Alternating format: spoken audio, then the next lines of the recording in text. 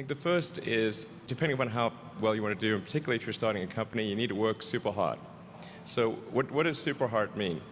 Well, when my brother and I were starting our first company, instead of getting an apartment, we just rented a small office and we slept on the couch. And we showered at the YMCA, and we had just one computer. So the website was up during the day, and I was coding at night. 7 days a week, all the time.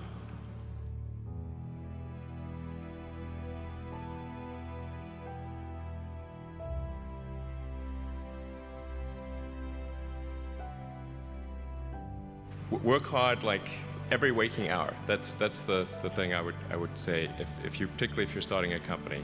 And I mean, if you do simple math, say like, okay, if somebody else is working 50 hours and you're working 100, you'll get twice as much done in the course of a year as the other company.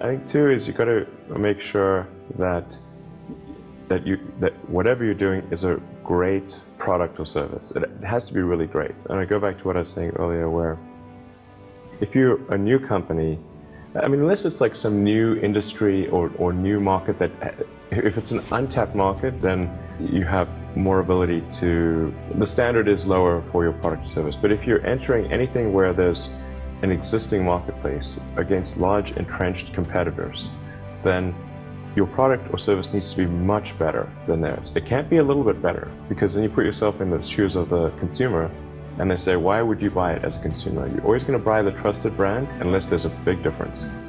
So a lot of times entrepreneur will come up with something which is only slightly better. And it can't just be slightly better. It's got to be a lot better.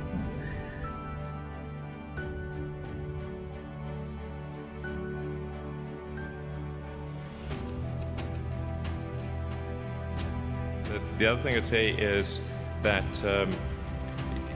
if you're creating a company or if you're joining a company, the most important thing is to attract great people. So either join a group that's amazing, that you really respect, or if you're building a company, you've got to gather great people. I mean, all a company is a group of people that have gathered together to create a product or service. And so depending upon how talented and hardworking that group is, and the degree to which they're focused cohesively in a good direction, that will determine the success of the company. So do everything you can to gather great people if you're creating a company.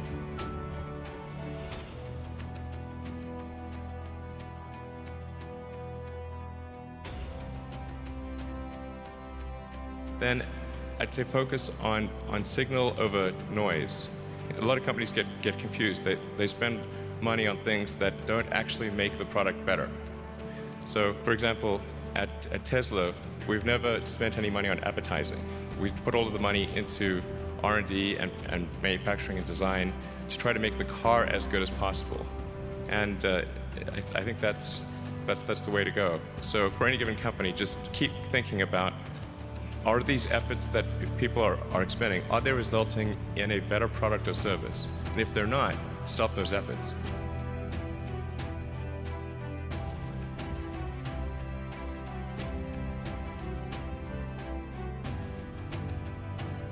And then I think the final thing I would encourage you to do is, now is the time to take risk. You don't have, you don't have kids, but as you get older, your obligations increase.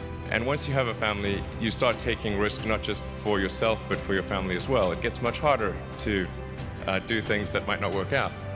So now is the time to do that, before you have those obligations. So I would encourage you to take risks now. Do something bold. You won't regret it.